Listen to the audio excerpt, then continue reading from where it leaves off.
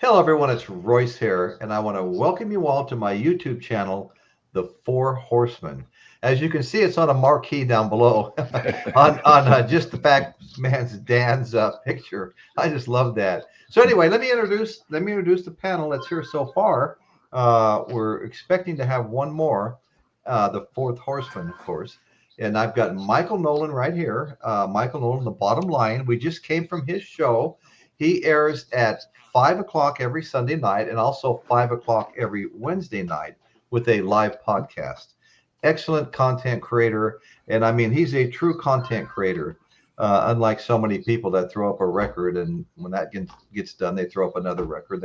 They throw up another record. That's not really creating content, although I'm not dogging it out. I have a lot of people I know, and myself included. I go to some of those because I actually enjoy it. But Well, anyway, I've been known to show Michael a is. record or two Oh, also. well, we all have for sure. Yeah. So go check out Michael Nolan, the bottom line, and just below him is my good friend. We go back quite a ways.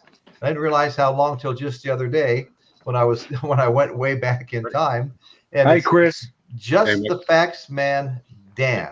Okay. Yeah. Just the facts man, Dan. Now, Dan has got a great show, a great diversified show, multiple topics.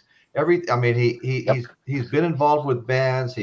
We've interviewed bands together a few times, and Dan's done a lot of stuff like that solo. And Dan knows a lot about music. He's really into his rock and roll bands. He has helped manage some bands and help some bands, and he's just a storehouse of knowledge when it comes to rock, and so many other things as well. So go check his channel out. Just the Facts Man, Dan is his name. Next to him is our one and only Chris Elliott. Now, Chris, before I go any further, I wanted everybody to know that so far we've only had three permanent horsemen: me, Michael, and Dan. And we were the three that had, oldest, been doing this for the longest time and everything together. And so we thought, since there was so many people that were coming on the show, we thought we would hold off anointing the fourth horseman until we got a better look at who was interested and stuff like that. And I've come to the conclusion, and so have some of the others, that you are the man. You are going to be, I mean, as long as you want it, the official fourth horseman of the four horsemen. Yeah. Absolutely. It would be my honor. Chris. Yeah. Thank you. Okay. Everybody give him a thumbs up in the ear. Hey, yes. Congratulate this man. Yeah. You know what?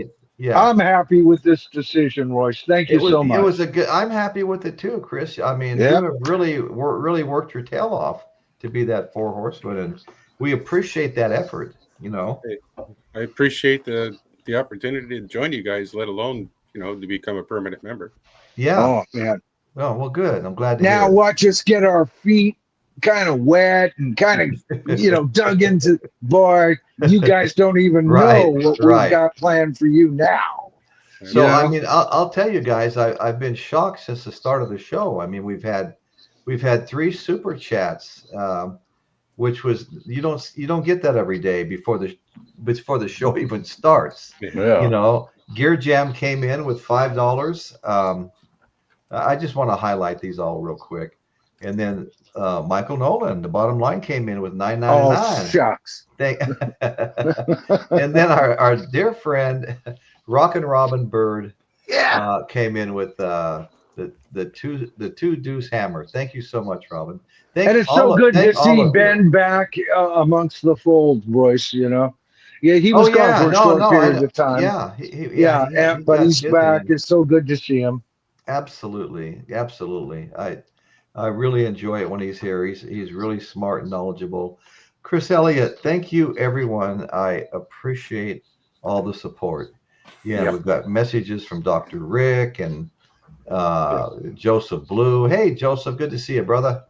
We've got Hi, Joseph. Piccolina saying hi, and Tim Henry is in here. Dr. Rick, John Mayall died in 2024. That's right. I did kind of a tribute show on him when that happened because I was a big fan, especially with Well, the Blues Breakers featuring Eric Clapton, that was a great album. But I mean, stand alone. I have Room to Move. That famous harmonica part on Room to Move Yep. is, anybody asked, what would be a good song to learn on the harmonica? A friend of mine asked me that a few years ago. I go, John Mayall, Room to Move. He goes, you know what?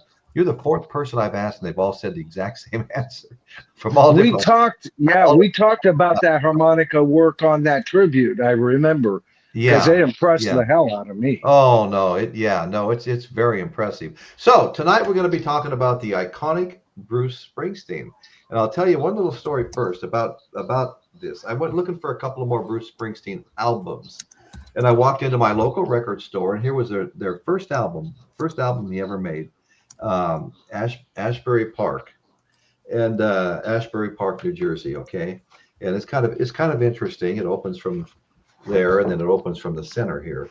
And this looks like a postcard on the inside. Hold on, let me make this a little bit bigger. This looks like a postcard on the inside with a stamp up in the corner.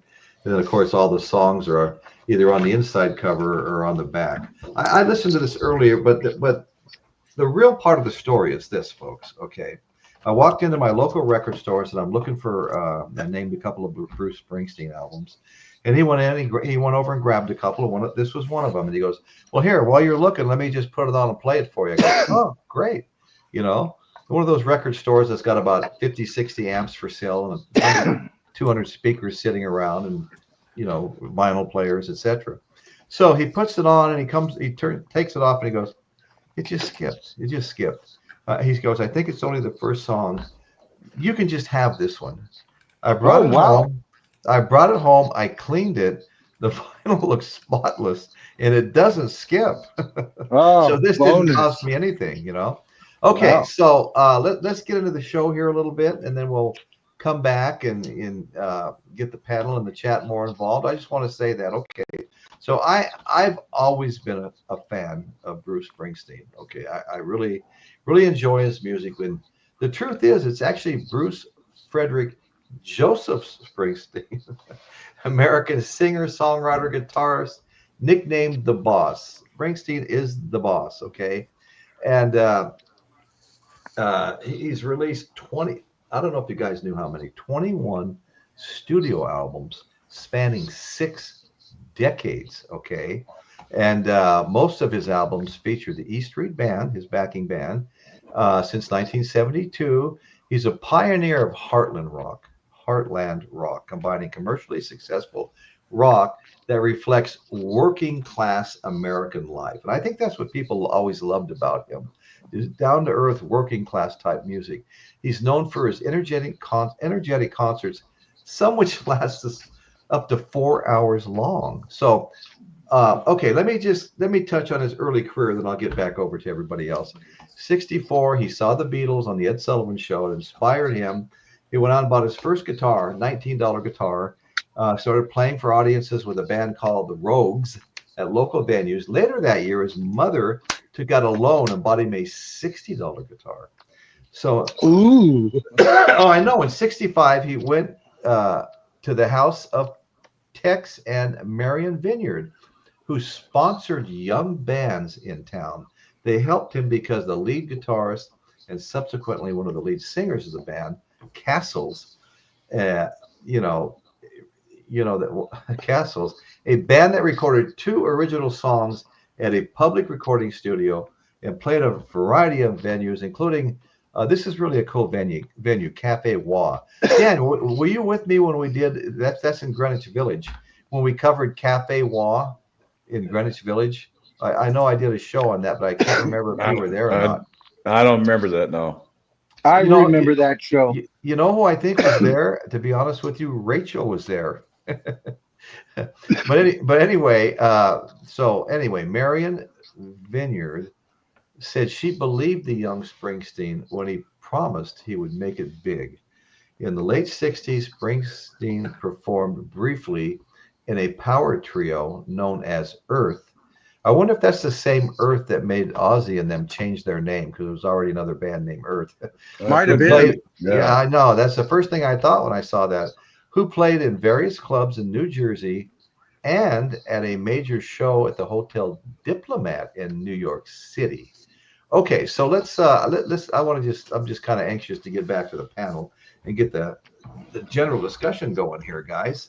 So Springsteen, I mean, started out. His first inspiration was the Beatles on Ed Sullivan. I think that's great, and he was fortunate to get hooked up with those people that would support young bands, try to help them get started. I thought that was pretty damn cool. So Michael, I've heard you say numerous times you like Bruce's music.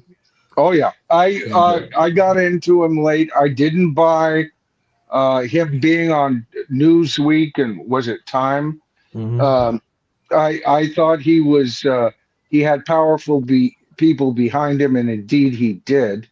I was not a fan of Born to Run and all of that. All I heard was coming out of his voice, almost like he was constipated. And then he and we'll be talking about this quite a bit tonight. And many longtime viewers also know that I'm not a fan of how he puts on his concerts, especially in the last few years. He's one of those preachers, and I'm not. I think that spoils a concert, and we talked a little bit about that on my show tonight earlier. Mm-hmm. On what can spoil a concert, and preaching politics at concerts ain't what it used to be. I think a lot of people have taken on the old stop war, and turned it into, using 60s vernacular to sell 2025 politics. It don't work. Mm-hmm. I explained that. I won't go into it now. Right. But then he put out Nebraska.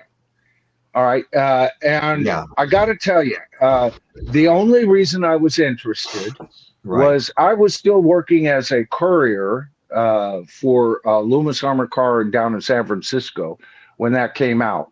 And I was looking to get back after retiring from music the first time because of family and all of that. I wanted to get in and record my music, at least get demos down. And I had a very limited amount of money I could use at that time. And I heard that this guy had done this album on a Tascam recorder. So I went down. The Tascam recorder is really cool. It looks like some Romulan or Klingon battle station kind of thing with the LEDs tipped up like in a regular studio. It's about this big. Not much bigger or not much smaller than this piece of equipment back here, which is digital. And all of this led to this thing, and later recording straight to computer using Pro Tools, things like that. Okay. So he did this with this Tascam recorder, and I loved it. I bought the album. I got into it. I go, all that sound from a simple 4-track high-speed cassette recorder, folks. We're talking a 16th of an inch. All right, 4 tracks. Holy shit! How does he do that? The high speed made up for the headroom that was lost in that. I later went out and I go, I'm going to get a Tascam. And I went down to the city and I was looking at all the showrooms. Now, these things went for, at the time in '82, around $1,500. That wasn't chump change back then, but it wasn't an impossibility. And what you got was not only the recorder, but you got sliders and 4 different tracks, and you got high, mids, and bass control for a self-contained unit. If anybody wants to know what you can do on a cassette recorder, go over to my channel on the members video. 90% of that stuff was done on the same shit that Bruce Springsteen used on Nebraska. It was a brilliant move. They tried to talk him out of it. They even recorded some stuff off Nebraska. He said, no, I want it out this way. And their biggest complaint, no matter what the movie said, when he said, no, I want to do this. And Royce is going to be talking about the movie tonight. But the biggest thing that he had from his team that didn't want this album out was because it was recorded on a 4-track cassette recorder to Right. master that Right, and get right. it onto LP, which was still being sold. It was still pretty much pre-digital at that time. LPs were still being sold on. 100%. And And you they know, said it'll make, if we boost the bass, it'll make the needle jump. We can't make the needle sit in. And he stuck to his freaking guns, and he made them come up with some impossible technology to get that onto LP. And so, and then of course, Born in the USA, Ghost of Tom Joad. I even like Lucky Town and its companion piece. A lot of people hate that. But then he started putting stuff out in the early 2000s, and he lost my interest. So I'm a Bruce Springsteen fan for 82 to 202, 204. yeah. So 22 years, major fan. I caught up with Born to Run and learned to appreciate it. But again, his earlier albums were the very last ones I bought. Right. Well, okay. So thank you for that. Dan, did you have any comments for right now, or?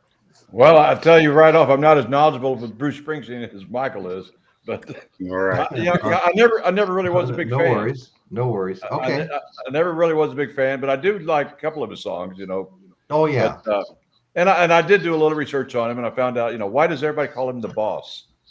And the main reason is because when the band played and the band would get paid, Bruce would divvy out the money to all the other band members, and they said, so I called him the boss because he's the one, because they got paid by the boss. The guy with the money that's passing it out usually is, isn't it? And I appreciate that about him, Dan, because that's exactly how I handled my bands back in the day. They paid me and I paid the band. Right. Right. Yeah. I know one thing for sure. Bruce Springsteen has won a lot of awards. Really amazed how many awards he did get. Yeah. I I have that list too. We'll mention that later too. Huge. Yeah, huge. Yeah. Hey, I just want to say hi to John Bingham. I've got his comment up on stage. He's saying hello to everybody. Hey, good to see you, John. brother. Good to see you. Good to see John Struess out there. Yeah. Robin. There's so many. Gear Jam was in earlier, wasn't he? And a ton of you. Yeah. Gear Jam left a super chat. Yeah. Yeah. Warriors over here, but still very tribal. I love each and every one of you. Okay, Dan, did you have any more at the moment, or? Well, I did have tickets to see Bruce Springsteen one time. Oh, okay. Paid like $55 for the tickets, and I never went. Never went. Wow. So I still got the tickets, the full tickets. Never went. To this day, Dan, I think his best album is Born to Run, or not Born to Run, Born in the USA. But everybody, including Bruce, has been walking that album back, mainly because the right side of right-winged people took it to heart and got another message, which is always, guess what, Bruce? I got news for you as a songwriter. When you make a song, and then you perform it, or people hear your song, they're going to come up with their own freaking story, son. And it was right around that time that Bruce started over-explaining what his lyrics were all about. Born in the USA was really all about. They took it wrong. Wasn't it Reagan that used some of his stuff from that album, and he didn't like it? I think Reagan did. I want to say one thing here. Well, no, go ahead, Dan. I'm not trying to cut you off. Well, wasn't "Born in the USA" an anti-war song, right? That's how I always took it. Oh yeah, anti-war. Right. Oh, they even mentioned some things about that. Sent to fight the yellow man and all this kind of stuff. Yeah, Vietnam. And when he talks about stuff like that we can all agree. I talked about this before. Back in the day, those kind of slogans, that kind of sentiment, even up to 1982, was still something embraced by all, and so everybody loved his music. And then he started getting upset that his music was being misrepresented. And my whole argument will always be, then be careful how you write your next song, buddy. you know, Right, because you put it out there and people have their own rights and desires. I put, you know, that I've said I will not buy new Bruce Springsteen albums. I'm going to find them out in the wild, mainly because of his billionaire status and what he's been representing. I see him as a villain of rock more than a hero of rock, and he's a mighty hero of rock. But I think he's damaged his own legacy. And so far, I've found one Bruce. I got Born in the USA. I've been looking for Nebraska. Good luck. And I'm so tempted to buy this Nebraska thing. And I go, nope, I already said it on the air. I'm not gonna, you know. So I'm a huge fan of him, more so probably than Dan. But at the same time, I hear Dan when he says, yeah, I didn't get it because neither did I up until Nebraska, Dan. Yeah. All I heard was, I'm wrong. Yeah, the same monotonous kind of whining voice. I just didn't get him. Now, I was wrong not to get him.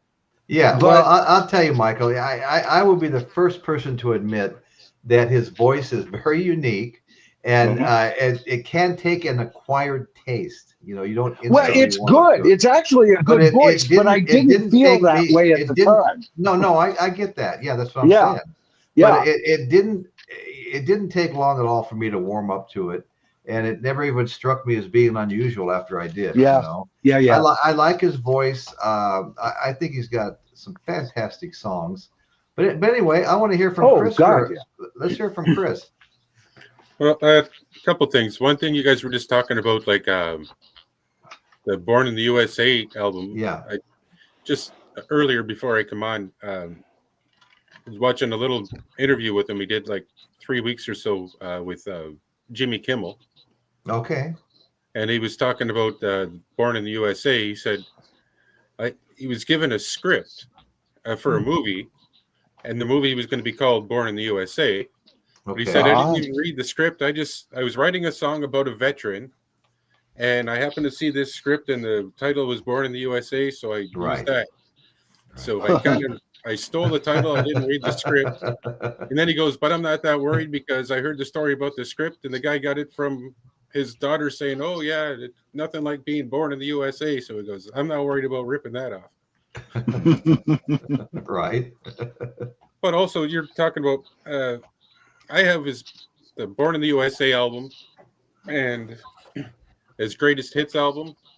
And that's pretty much all I need. I was 8 years old. No, I hear you.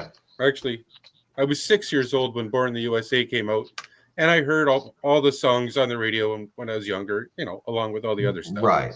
Yeah.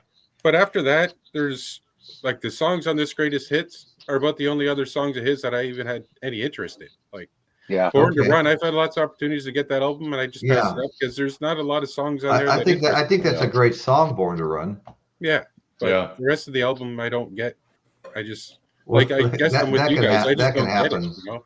Well, you know, when he wrote the song, what was it? When he wrote the song Born in the USA, everybody loved it. They showed him playing it at kind of one of the clubs, kind of a bigger club, and the crowd was going wild. His manager loved it.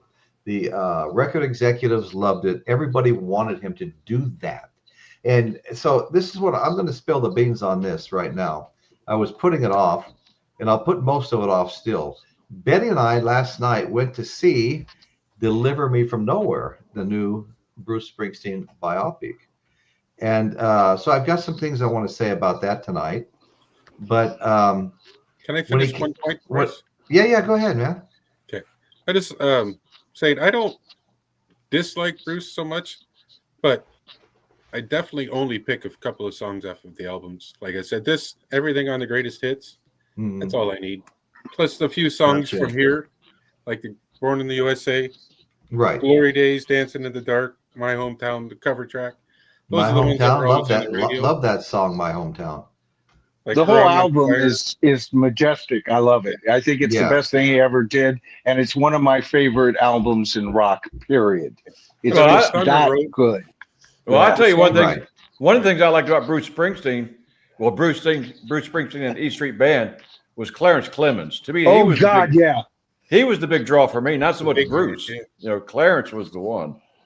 Yeah, my wife and I are, but we have a soft spot for now an instrument neither one of us can play, saxophone, and Clarence is way up there on that list. Oh you yeah. know? Oh yeah. God, you know. I love the saxophone too. Yep. Yeah. Totally into that. So let's see. So what I'm going to say about right now, what I'm going to say about the biop, the Deliver Me from Nowhere, is the focus of that show is the making of Nebraska, the album. That's the focus of the show. But it's much deeper than that. It starts out with Springsteen being a little boy. His father drank a lot, was abusive to not only to Bruce, but to his mother also. And so that was kind of tragic because as Bruce got older, even sometimes up performing, he was having like a flashback. It was like he was looking out and there was his dad. His dad wasn't really there, but he saw somebody and he thought it was his dad. And he looked down by his knees and he could see himself as a little boy standing next to his dad. Bruce had issues, you know, and I don't know if I want to get into all of that now, but I could, because I'm not going to say a lot about the biopic, to be honest with you guys. I know there's a lot of people that haven't seen it yet. A lot of people are going to want to go see it. So I hear a lot of fans aren't caring for it.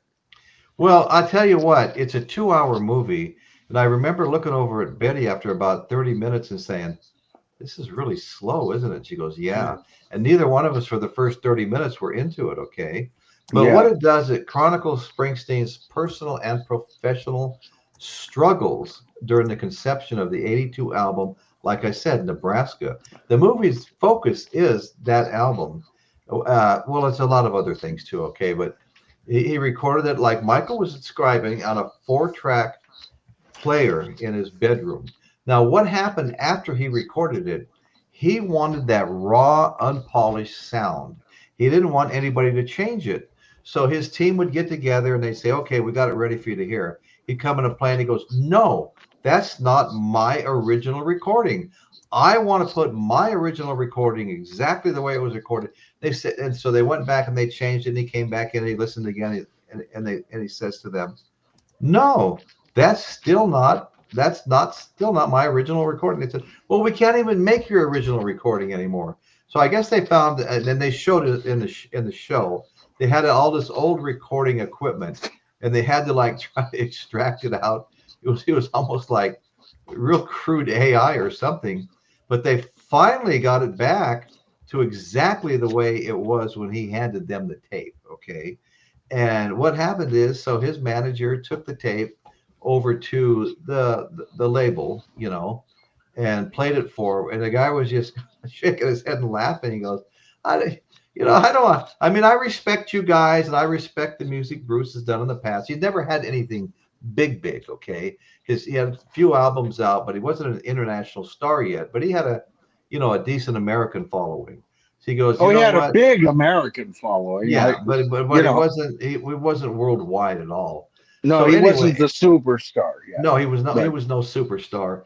And this guy said, "Why don't we just do the Born to Be Wild? You know, Born in the USA, excuse me." Wasn't that long ago we did Steppenwolf.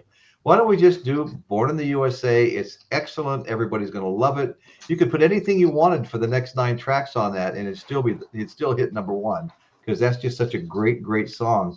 And he goes, "We've had this conversation over and over with Bruce. No, he wants to put out this down to earth, album, Nebraska, and he's just not going to be happy." So they finally, the record label agreed, and they wouldn't put it out. And you know what? I think it went to something like number 3 or 4 on the Billboard 200 and stayed there for something like 24 weeks. I mean, it did very well.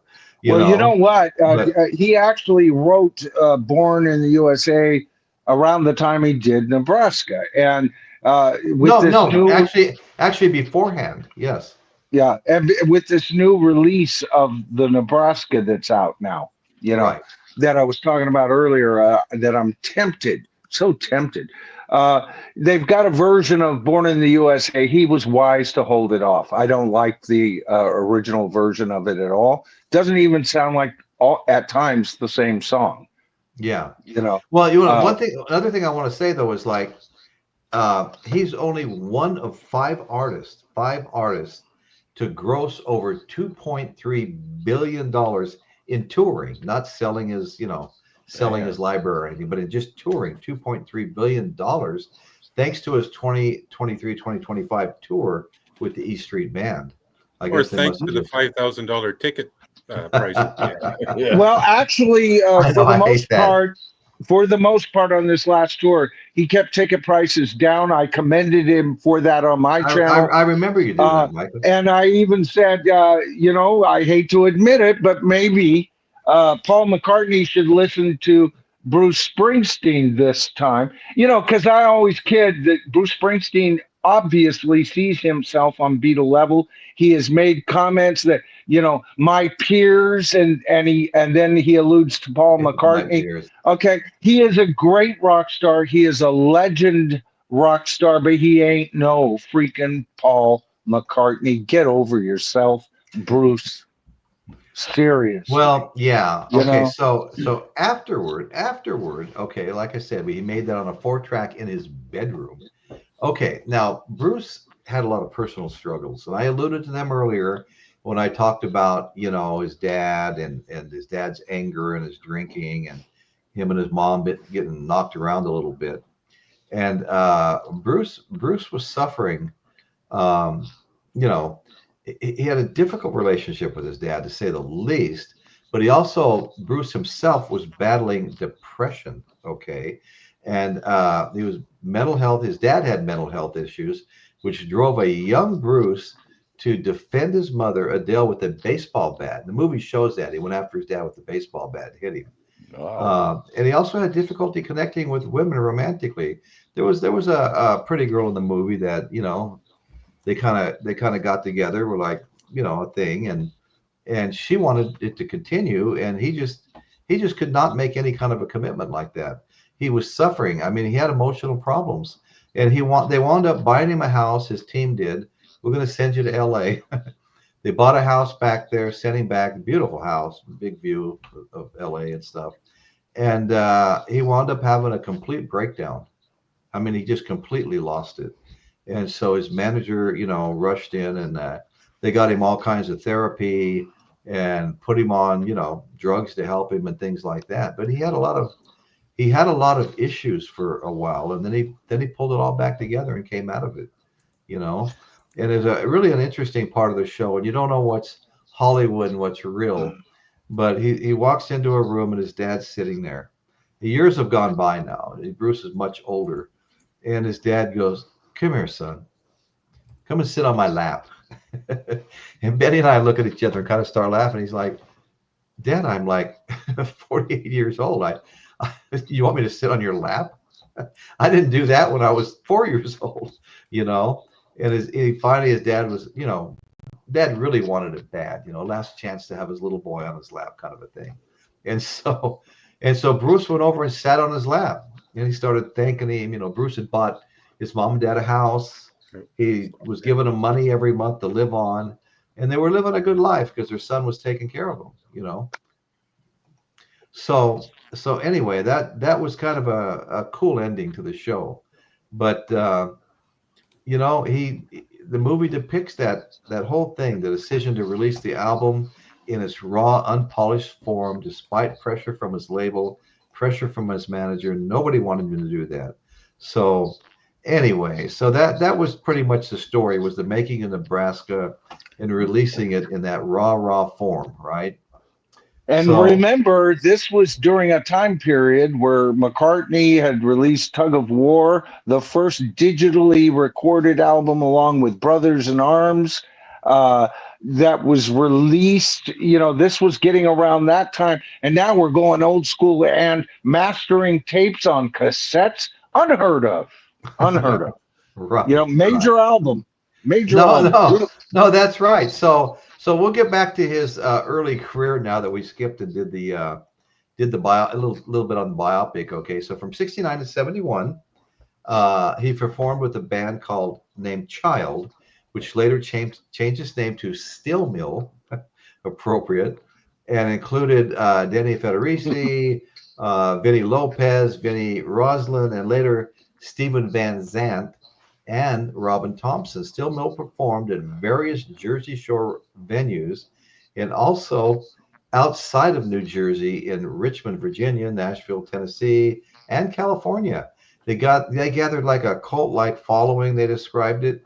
In his January 70 reviews of Steel Mill's show at the Matrix, music critic Philip Elwood wrote in the San Francisco Examiner that he had never been so overwhelmed by a totally unknown talent.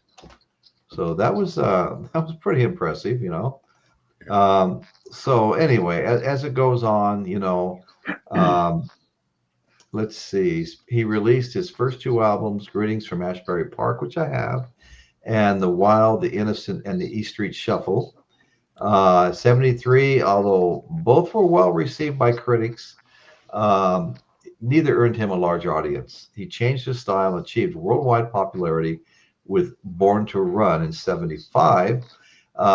Then followed that with Darkness on the Edge of Town in 78 and River in 1980. And that was Springsteen's first album to hit the Billboard Top 200 after the solo acoustic album Nebraska in 82. He recorded Born in the USA in 84 and the E Street Band, which became his most commercially successful album and the 23rd best-selling album of all time. Born in the USA in 84, the 23rd best-selling album of all time. Okay. If you're even in the top 100 of that list, you are a rich rock star. Or if you're not, you misspent your money. Okay, the top Right. 100 albums as far as sales, you know, and he's in the top 25%. He's in the top quarter, man. Well, now check this out, though, Michael. All 7 singles from Born in the USA reached the top 10 of the Billboard top Hot 100, including the title track, of course. Springsteen mostly hired session musicians for the recording of his next 3 albums, Tunnel of Love in 87, Human Touch in 92, and Lucky Town in 92. Human Touch and Lucky Town were the 2 albums I were talking. He recorded them at the same time, released them within like 6 months of each other the same year. I loved them. Yeah. What was it? 57 gems with nothing. I love it. And he recorded an acoustic album, The Ghost of Tom Joad, in 1995. Yep. And let's see, and an EP, Blood Brothers, in 1996, a solo album. So he then released The Rising in 2002, which was dedicated to the victims of September 11. Yeah, but it was a so-so album. He released 2 more folk albums, Devil and Dust in 2005, and We Shall Overcome, the Seeger Sessions in 2006, his first cover album. Springsteen followed up with 2 more albums with the E Street Band, Magic in 2007, Dream in 2009. His next album, Wrecking Ball, 2012, and High Hopes, 2014, topped album charts worldwide. And he also performed the critically acclaimed show Springsteen on Broadway, which he performed songs and told stories from his 2016 autobiography. Okay, so I'll skip down with what I'm talking about, so we can get back to the panel. He sold more than 140 million records worldwide. Yeah. 140, making him one of the best-selling music artists of all time. His accolades include, I mean, check this out: 20 Grammy Awards, 2 Golden Globes, an Academy Award, a special Tony Award. He was inducted into the Songwriters Hall of Fame, the Rock and Roll Hall of Fame in 1999, received the Kennedy Center's honors in 2009, and was named a Music Terrace Person of the Year in 2013, and was awarded the Presidential Medal of Freedom in 2016 and the National Medal of Arts in 2023 and 2010. Rolling Stone ranks Springsteen, and I want to hear from everybody on this, the 23rd best of all on the list. 23rd on the list of the 100 greatest. What, against other bands or other artists? Well, the 100 greatest artists of all time, they ranked him 23rd. Describing him as the embodiment of rock, he became one of only 5 artists to gross, like I said it already, 2.3 billion, 2.3 billion touring. So anyway, okay, I would agree with that assessment. The 23rd, 23rd, yeah, because he's great, but but I'll bet you on that same list, Paul McCartney's higher than him. Could be. Even as a solo artist. I know in his heyday versus Bruce Springsteen's heyday, we got more top 10. I'm talking about the Wings period. I've got a little bit of McCartney solo, but I haven't really got into. And you suggested a couple to try out for McCartney, and I liked his music when I heard it on the radios and whatever. But right. I never was a fan to the point where I ran out and bought a bunch of his albums. I got like I was. I know you're one of the biggest. Yeah. But I got everything in the world, Beatles, and several duplicates. Right. That I got to find a home for. If you guys have any suggestions, and if you don't already have them, but and I know I owe you that Moody Blues, Michael. I know that. But I got a surprise coming.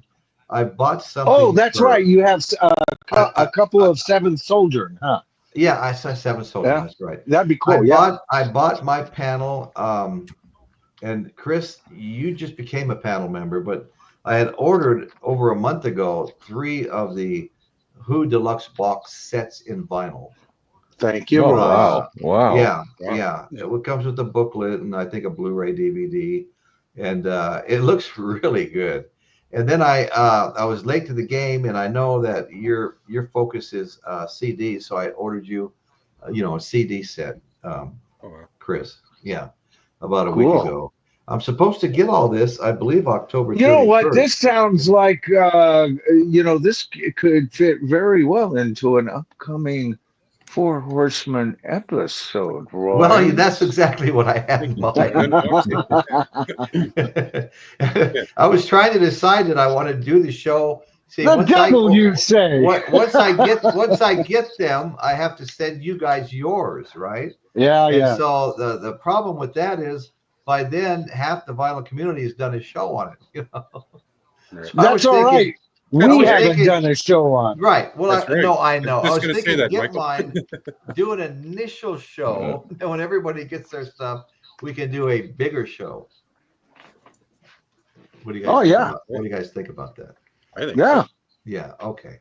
Yeah. I just covered over the Who were always in my top 20, but they were like probably number, I don't know, 15, 14. But they didn't make the top 13 list, and yet they're number, what were they? Number 5. My Tribe, because I opened the list up to the Tribe to vote for. Several of my choices got knocked down, and several of their choices actually got put in, and the Who was only outvoted by 4 other bands: Led Zeppelin, Rolling Stones, the Beatles, and they may have been number 4. Actually, now that I'm thinking about it, they were number 4. They were beat out by 2 other bands. So you're going to have a lot of interest from people on my channel. I can tell you for sure. Right. I think the whole VC community will be excited about that release. Oh, I think so. Yeah.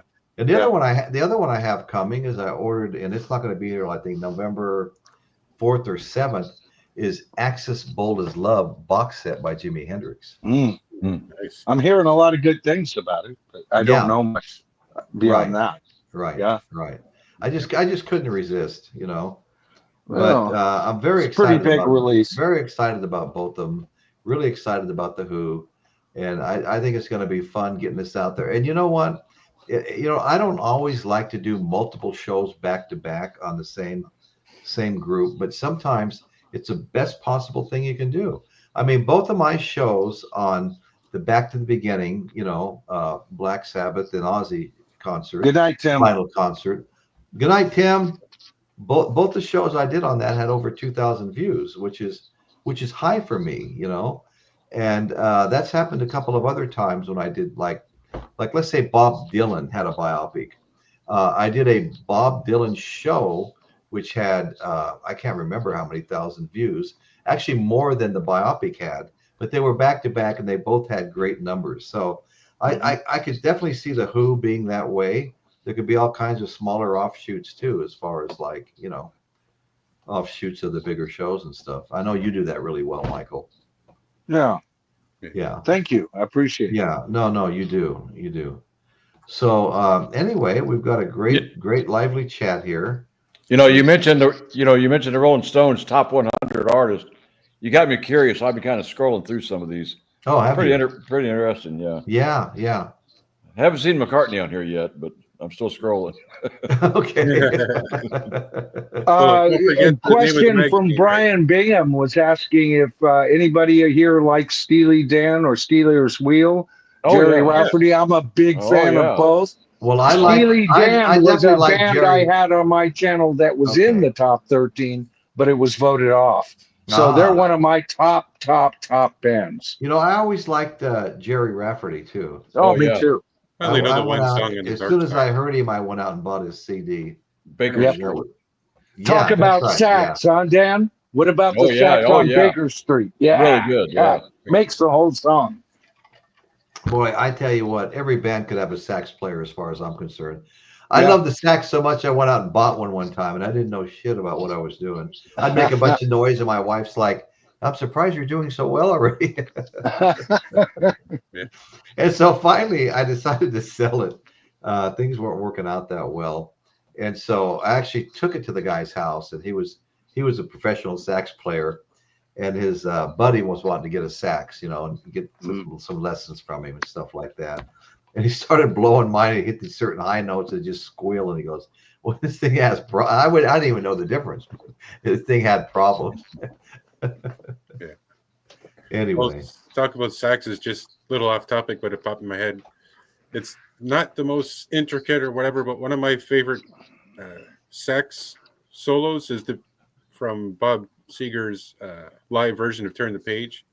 Yeah. Oh yeah. It's nothing out. It's not a big. Oh yeah. Whatever, but just the intro and the outro of it. Oh, it's excellent. But it's the notes. It's the notes that reach right down into your soul. What it's all about. Yeah. And what about the sax on "Money"? Oh, I was thinking. By Pink Floyd. Yeah. You know. Right.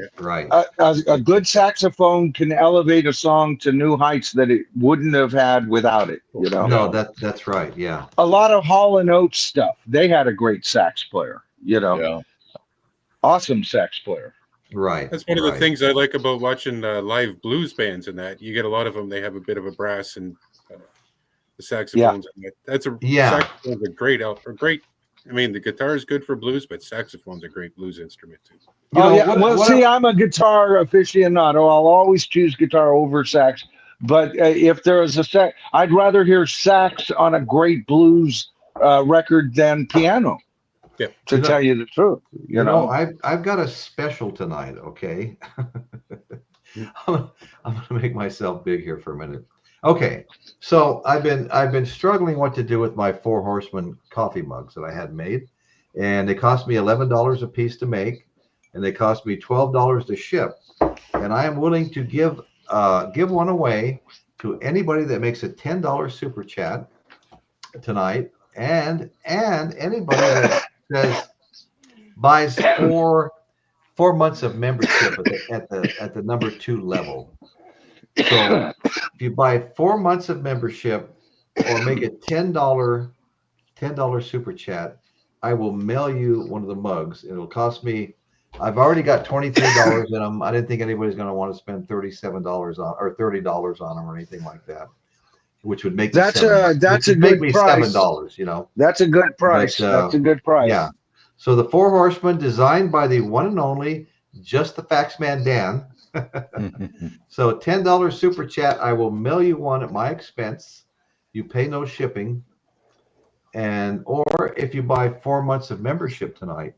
So it's just kind of a special. I don't know if anybody's going to be interested, but I think it's a great looking mug.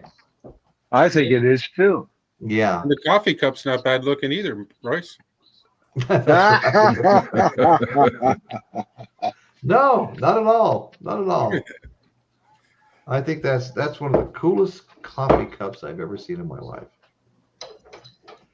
Okay, Piccolina. Audience has what did Piccolina say? Audience has great sax. Audience has great sax. 4 albums. Oh, band name audience. Thank you.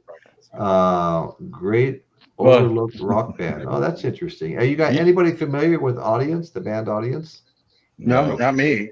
Okay. I don't know why. You know, they always say, you know, even bad sax is better than no sax. You know what? I agree. I agree with that. Yeah. Got, that's not what she said. Steely Dan, top 15. I like that. All right, Royce, if you'd like, I can get into a little more early Bruce Springsteen. Sure. Yeah, go for it. The new edition, circa 1977. Okay. Hey, Winslow, how you doing, buddy? So some of it doubles up what you were saying, as usual, but it's pretty interesting stuff they have to say in here. It says he was born September 23rd, 1949, obviously. In New Jersey. In 1965, he began commuting to Greenwich Village to play guitar at the Cafe Wah. He was young and ambitious in the Cafe Wah. It's what? All right. Yeah. Sorry, Chris. No problem. He was young and ambitious and wanted desperately to be a rock star. He formed bands called, as you mentioned, Steel Mill, Dr. Zoom, and the Sonic Boom. After a short spell at New Jersey Community College, he went to the West Coast but failed an audition with a local record company and returned east to begin gigging at the clubs again. In 1972, he met Mike Appel, who became his manager and producer. Appel took him to John Hammond at Columbia Records, and Springsteen was signed immediately as a solo artist. And then by the end of the year, he got Greetings from Asbury Park, New Jersey, what you were saying.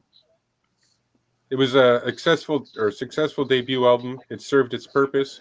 It attracted rock media attention. His name was noised abroad.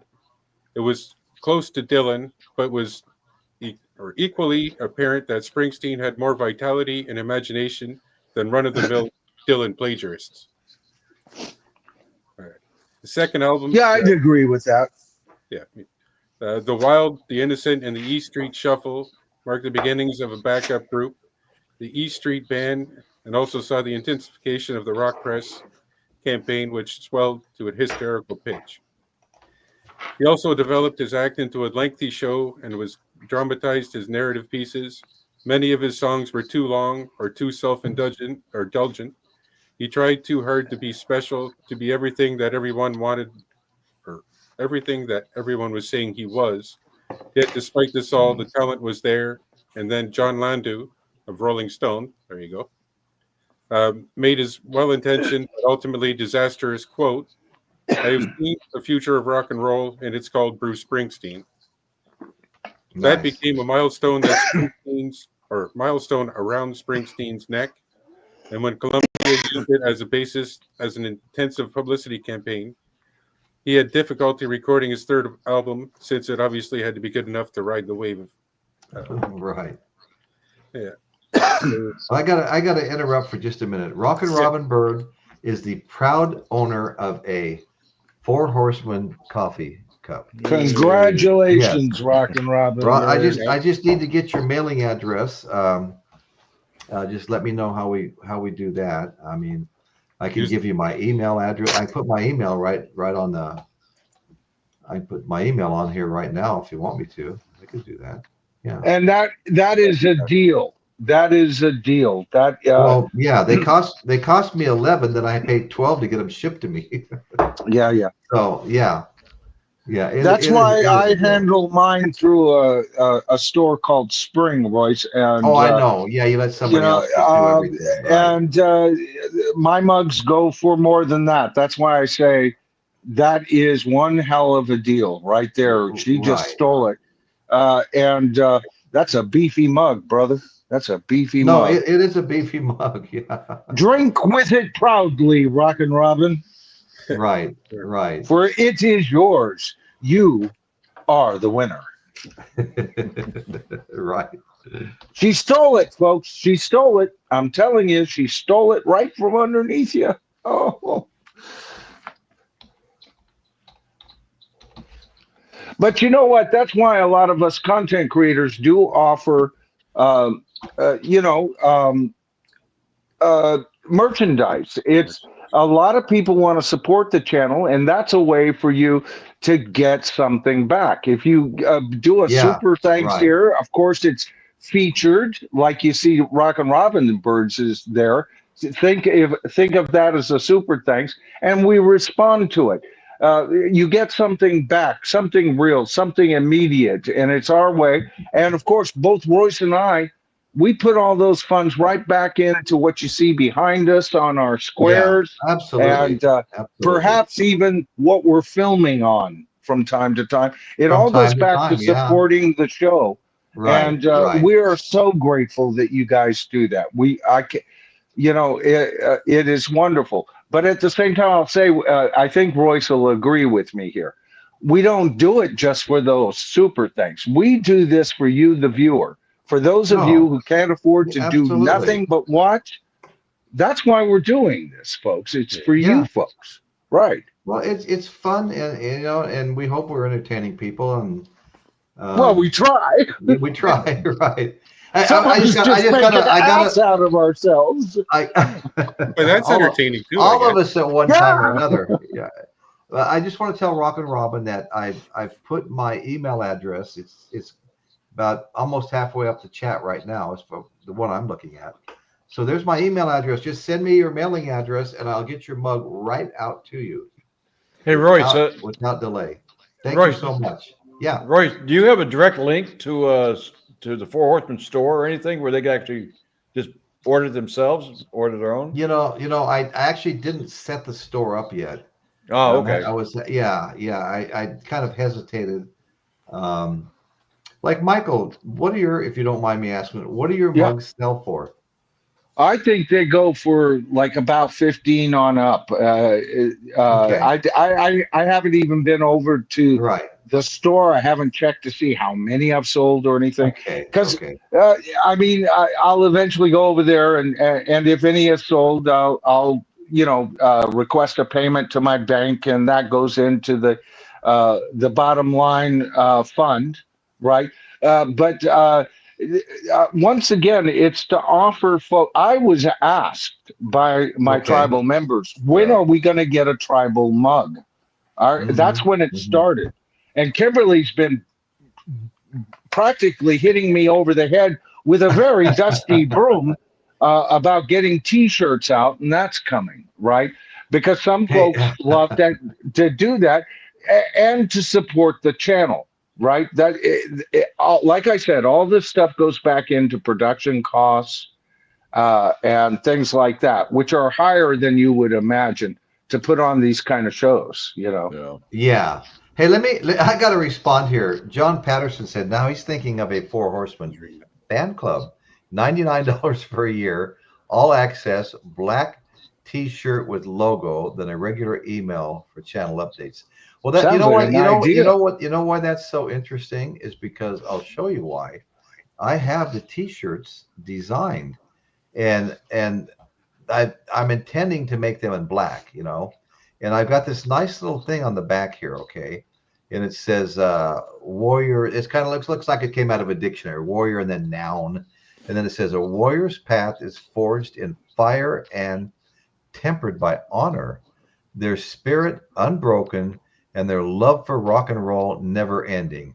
The Four Horsemen warrior code.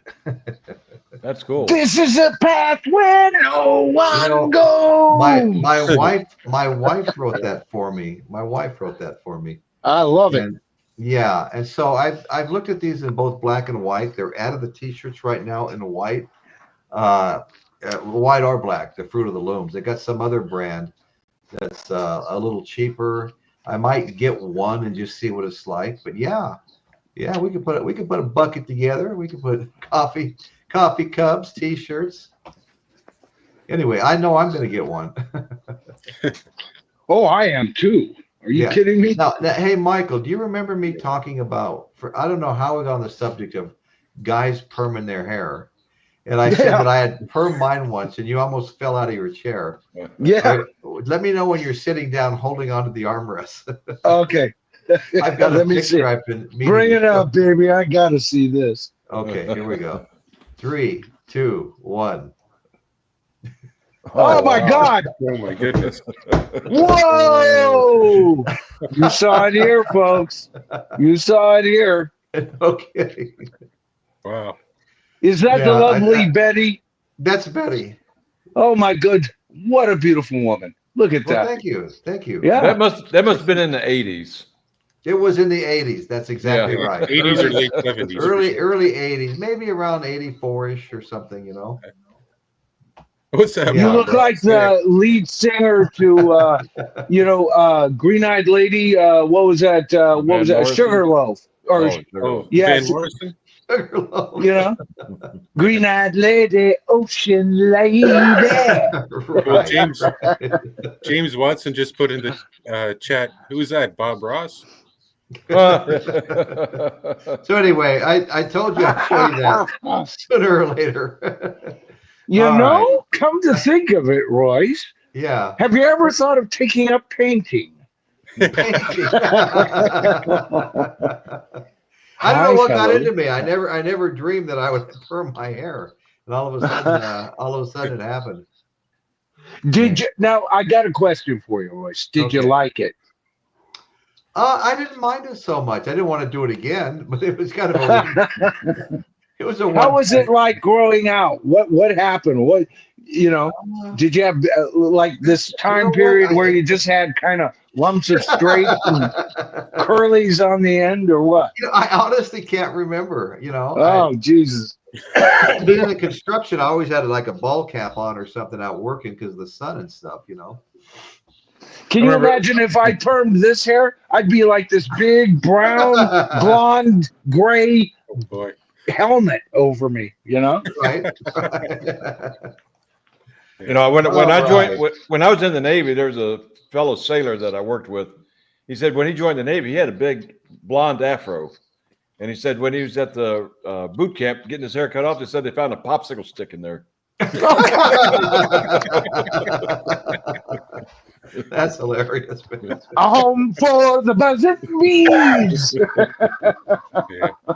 Hey guys, Rock and Roll Bird is going to post a picture with the Tribe mug and the Four Horsemen mug. That's awesome. Oh, yeah. I want a copy of that on my channel. Okay. Send it to me and I'll feature it on my channel as well. Okay, because Royce and I and Dan and now Chris, we are truly united. Absolutely. That's right. That's right. And we're well balanced. We got war, conquest, peace, and resurrection. I mean, hey. That's right. Yeah, that's right. Did I tell you guys I went on a show a couple of weeks ago, and one of the guys, I don't want to throw his name out, but he goes, he used to come on my show once in a while back in the day, and I see him on other shows, and he goes, "Hey Royce, what color is the pale horse?" I go, "Well, pale. He's off-white, dirty white. I mean, whitish gray." Huh? Wait, what were you going to say? Said green. That's actually, in some cases, it's not green horse. I'm sorry you said that. That's what he started arguing with. He started arguing with me that no, it's green. And I only listened to like one or two comments, and I just started laughing and said, it's fine, whatever you want it to be. Peace works for me. Peace. Oh, absolutely. Absolutely. Yeah. And it's whatever we bring into that identity, Right. I mean, to me, I saw it when Royce first popped up with this idea. I go, well, I call the red horse, I would be called war horse. I said it in a minute. He had just barely announced the idea. And I thought, yeah, because that's my personality. I'm a bit of a contrarian. I'm sorry. But I play that kind of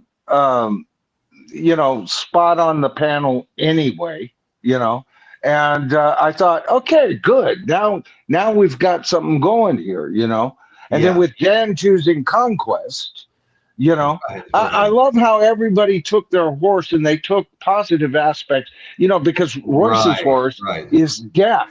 And he thought, well, I don't want to portray that, but what comes after death?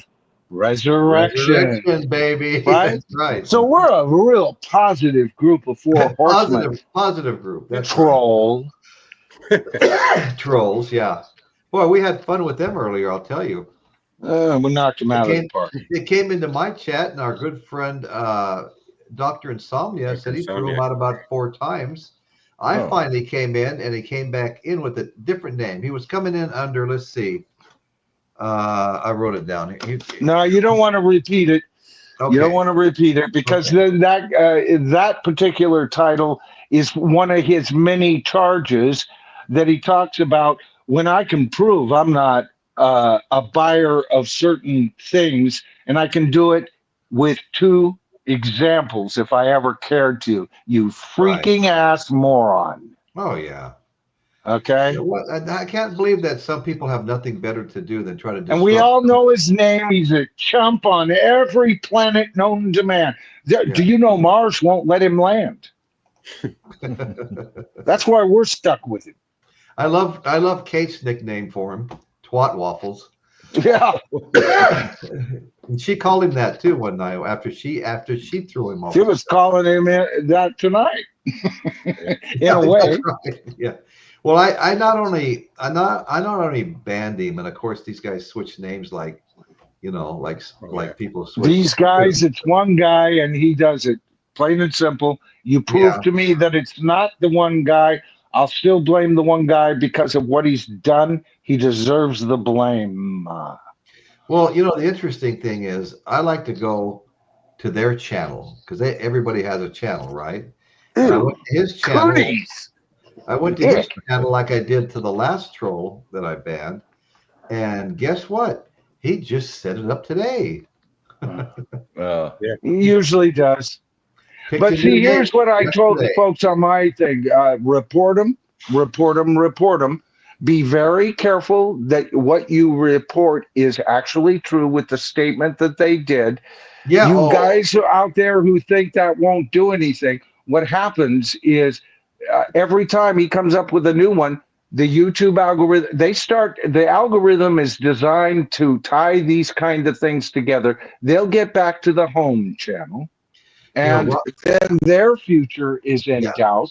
It's all going to get down to that. People who play these kind of games, they get away with it for a while until people finally stand up and say, enough is enough, baby. I'm not taking it anymore.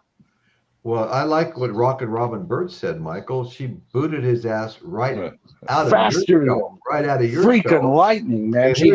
Dr. Insomnia was all over this tonight. He said, I'll be on early troll patrol from now on. And I think that's great, Yeah. The sooner we catch them, the better. I mean, they could be so, when I had one a couple of weeks ago, and I know Michael and I talked about this a little bit, and it was kind of like take him head on as soon as your show starts, just call him out, blah, blah, blah.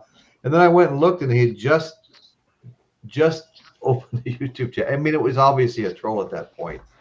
So I just banned him and that was the end of it. Because you can say whatever you want to him. What are they going to? He always comes back, Yeah. No, this is Royce and I, we likened him to that annoying little brother you have when you're about 16 or 17, he's 12 or 13, and he's just niggling at you all the time, to be noticed. He's not exactly a teenager yet, and he just loves causing you havoc, right? This is what he is. He's just a junior little nothing, and we all know it. He's not a good boy, Rachel. No, he's not a good boy at all. I can't wrap my mind around anybody encouraging that. Well, she encouraged it on her last stream, not the one she did this morning. I didn't even watch the one she did this morning because I'm done with it. But There was a troll remark accusing me of certain things, and she brought it up. She And was left it even up on the looking at screen. it and making faces and left it on the stream. Right. Thanks for your support to a brother content creator, Rachel. What a wonderful thing of you to do, moron. And you were a member of her Patreon when her show shut down. You used to go to I supported her all over the place, and despite my better judgment, I would get mad. She cussed you out on one stream, and I got mad and I left for a while. Then I kind of, well, that's Rachel, the shit disturber, and so I came back and made some comments, and it's like it's been dicey ever since then. And that was the nail in the coffin. Right. She knew I was it. I had already made a matter of fact. That's why the moron even brought it up. Is I dared to make a comment on her show, supporting her comeback is what I did. And I think they took it that I meant the Ragged Tomato. I meant Rachel. I was giving her a compliment of nothing else. And then the idiot puts up that big long thing and making faces, fucker. Yeah. Shame on you, Rachel. No. Shame on you. Yeah. Horrible. No, I mean, there should be like some kind of understanding between content creators, but when you have that kind of chaos, what can you do, Royce? Nothing, man. I mean, well, yeah. I have to get beyond it somehow. Let me say. Well, wait. Let me say one thing first, though. I just want to say that I fell way short of my 50 likes last week, and it kind of shows in the views that I got. It wasn't bad. It was well over 300, which isn't bad. I consider that a win. But anyway, if you guys haven't hit the subscribe button, the like button, please do so now. That the goal is that first 50. That's what gets your show put in front of a lot more people that are searching for content to watch. They may not choose yours because they're having other things presented to them too, but you have a chance that they'll choose yours. A much greater chance than if you don't have 50 likes. And also, if there's anybody watching that's not a subscriber, whether it's on the live chat now or tomorrow, replay or the next day, watching the show, because the views never seem to stop. I'm getting views on videos that are like 4 years old, 5 years old. And some of them have actually blown up and gone from 3,000 to 9,000 just in the last 6 months.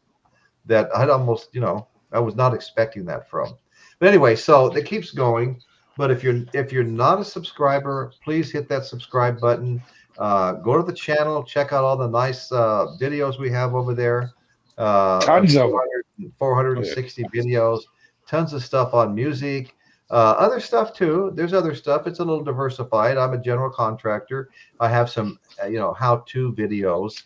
And I used to, before I was doing this kind of a podcast on music, I was doing tours. I was touring Haight-Ashbury. I was touring Clint Eastwood's ranch and having dinner there, and then going down to the Hog's Breath Inn that he owned for 27 years. And I remember Dad asked me, I wish you'd have bought some of that Hog's Breath Inn beer. I'd have paid you for it. Remember that, Dad? Yeah. But anyway, so we try to find fun places to go do tours of. And I still get a lot of likes on some of that stuff. I was just noticing the other day a couple of little construction videos I did. I was up to like $4,000, $5,000, $6,000 on 6,000 hours on a couple of them that seemed to have stagnated forever. Then all of a sudden, boom, it just comes out of nowhere. So yeah, like and subscribe, please. Would really appreciate that. Now, Chris, go ahead, my man. All right. It just where I was left off. He was just getting ready to do Born to Run, and it says here, Born to Run emphasized the Springsteen technique absolutely. What it lacked in lyrical subtlety and melodic strength, it compensated for in sheer bravado and panache. It was melodramatic. Panache? Yeah. It was melodramatically produced in a style that owed something to Phil Spector. Springsteen has not yet had the opportunity to develop his own style naturally, but now has solid public support, so he can work with less pressure. Throughout 1975, his U.S. shows were entirely successful, and he made a brief visit to Britain late in the year and again received a rapturous reception. Then, although Bruce Spring's own career was halted by litigation with his manager Mike Appel, which prevented him from recording, he was active in helping inaugurate the recording career of an outfit of friends from Asbury Park, Southside Johnny and the Asbury Jukes. Also, one of Springsteen's compositions, Blinded by the Light, became a U.S. #1 hit for Manfred Mann's Earth Band. I'm going to have to do some research into this Mike Appel. He sounds like a key player at a key point in his career, and then he's out. Yeah, it's going to have to look into that. Mike Appel, Appel. Oh, Appel. Yeah, Appel. Okay. Then 1974, Bruce Springsteen had brought together the E Street Band. The personnel, original E Street Band personnel, were Gary Talent bass, Max Weinberg drums, Roy Bittan keyboards, and the charismatic Clarence Clemens, formerly one of James Brown's famous Flames on saxophone. I did not know he played for James Brown. I didn't either. That was new to me just now. Well, yeah. You know, Max Weinberg went on to be Conan O'Brien's drummer. I know. on the Conan show. You know, some of the best saxophone I ever heard was on some James Brown songs. Oh, anyway, yeah. I wanted to mention Dr. Insomnia just brought up if the hype option appear. I've read about the hype option. Comes up if you hit it, it helps out with the algorithm, the hyping. And I don't know, I don't see it on my screen right now. Maybe I don't get to see it. But let me explain the hype option. Okay, good. I actually meant to bring this up for the last 3 or 4 streams. I mentioned it very briefly in one. The hype option, you as a viewer, you can hype up to 3 videos or streams. If usually the hype option will come up after the stream is done, and then you're watching it again. You can hype 3 videos. I think you get 300. That video will get 350 points. It goes to the leaderboard, and of course, it dives straight to the bottom. But at least it's on. Now, I'll give you an example. My latest video, and I went through this with everybody. It and my last stream went real low key. I even sent Royce messages. I don't think this is going, but if I can get it up maybe to 745 views, that would have been one of my least viewed streams, right? At least that's not as low as 650, I think was my lowest, right? Okay. And then it started taking off. And it has now reached over 1,300 views, which I'm very happy with. The video I put out that's attached to that stream is well over 8,000 views right now. And that was done for 3 reasons. One, the thumbs up. I mean, I got hundreds and hundreds of thumbs ups. 2, the amount, go over there, Royce. I mean, hundreds and hundreds of comments on that video. Oh, wow. So then the YouTube algorithm doesn't see just the thumbs up, but a high activity in the comments, that boosts it up. The hype option. When I looked at that last time, I had well over 10,000 points on hype. Wow. A lot of you folks hyped that video. And it was due to some nice hyping at the last minute that a video that would have been one of my poorest viewed streams, I mean, not just video, but streams, not only pulled it out. I'm always happy with 1,000 views, but I'm even happier with 1,200. Anything beyond that's all milk and honey, baby. And you guys came through, and you can do the same thing with this stream or anything that Royce puts out, okay? And we are going to start mentioning the hype option more and Yeah, more. yeah, we should. Yeah. Because it really does help the channel. Thank you, Doc. Thank if you Dr. can't afford Insomnia. to give a thumbs, super thanks like that, but you're really into supporting the channel, hey, that's free. It'll cost you one of your hypes that week. Well, it's But just we like want all like your the hypes. thumbs up, just like the thumbs up. Subscribing Yeah. free. Yeah, no, great. I'm glad this came up because I did come across it. I did read it. What does the hype option look like, and where do I find it on the screen? That's a great question. Usually, it'll present itself when you give a video either a thumbs up, or if you forgot to do that but you make a comment, then that option appears. Say, so it's YouTube's way of giving you power back for your actual interaction with us. And my channel has always been based on interaction. I spend hours and hours and hours retorting to all your comments, and I got to most of you on this. Okay, so and then it just went out of.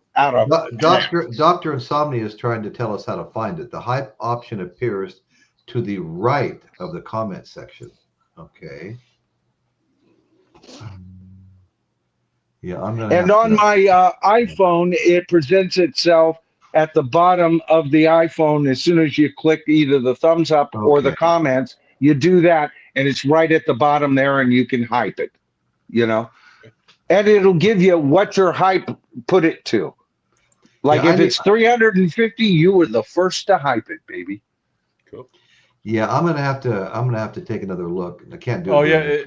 It looks like you can't do it during the live show, but once the live show ends, I think you can do it. Oh, okay. That's my understanding too. Okay, that makes sense. I'll look for it. Yeah, because I'm looking at a previous Horseman show, and I can see the hype video. When you get down to where it says comments, just swipe to the left on comments, and it'll come up. Right. And they put this out shortly after they gave us the option to either turn off or keep what they started, which was you see the number 1 comment, the number 2, the number 3, you click on those, you'll go to the leaderboard. The reason I decided to keep that option on my channel was that's what I've always done anyway, is feature those who comment the most. The more you comment, the more I'm likely just to fall, because I don't just answer super thanks. I try to get to my peanut gallery. So does Roy. So you've seen him do it several times tonight, right? So it's a way of YouTube giving you more power, more say so, and rewarding you for doing that. So I'm all into this. Everybody knows I'm not a major YouTube fan. I have my concerns, but these two options I like a lot, and I think it helps content creators really do a better job. And we're going to feature it more and more, both here on the Four Horsemen and over there at the Tribal Forum, aka Michael Nolan, the bottom line. The bottom line. Yeah, that's great. Shameless self-promotion, man. Right. Well, speaking of which, I want to bring this up one more time. Okay. A $10 super chat gets you a mug, the Four Horsemen mug, and that over here is Michael Nolan on the red horse. And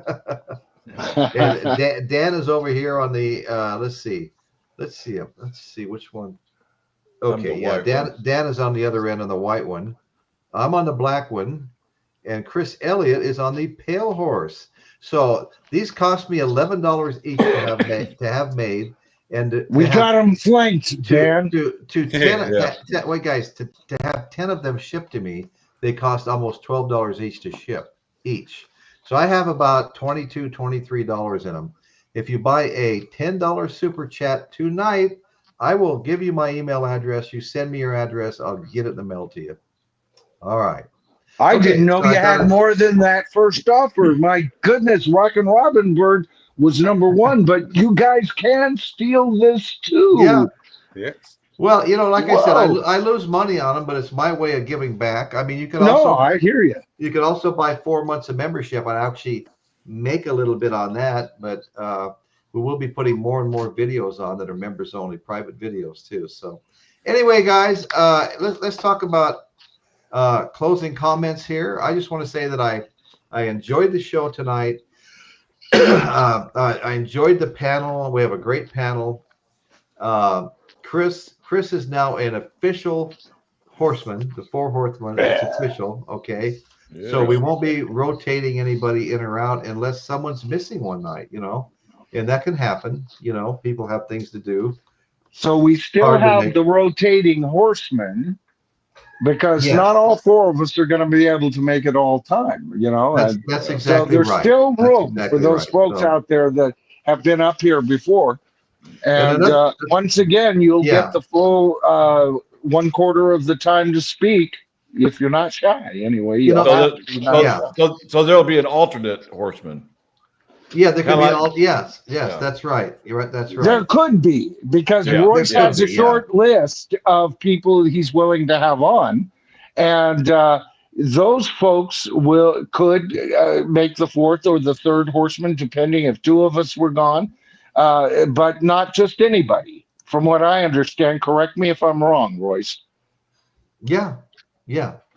Pretty much says it. Pretty much what you said. Yeah. Right. Okay. Hey, does anybody? Okay, listen. I'm being asked by John Patterson. Now, do you notice that all of our names tonight have the @ in front of them, which is what leads people to our channel? The @ in front of them with numbers behind them, just like I have a @Royce in the house 8842. But I was last show I did. I was coming up as the 4 horsemen, not my name of my.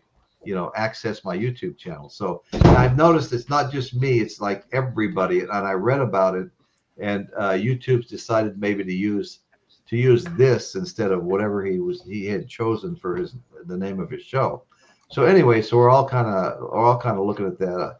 I was looking at it, shaking my head at first. I was like, what the hell happened? What went wrong? I tried to go back and look at a couple Are you sure it's not because you can choose your own handle?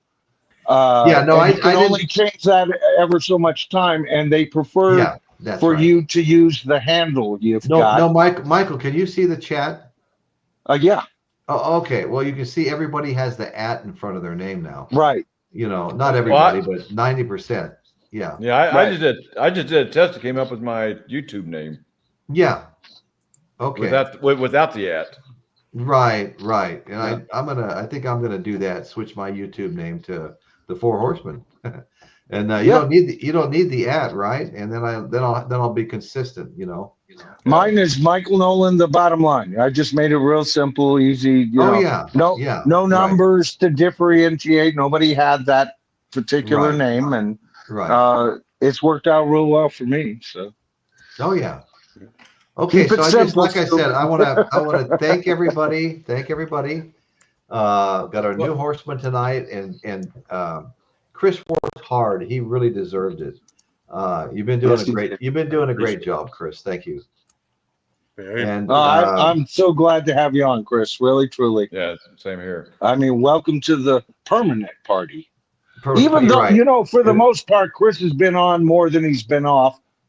Oh, by far. That's what she said. I can't say enough about Dan and Michael Nolan, Dan McNew. Just the facts. Michael Nolan, the bottom line. Can't say enough about you guys, and I can't say enough about the chat. Man, we have otherworldly chat here. The chat is just great that comes to these shows, Michael.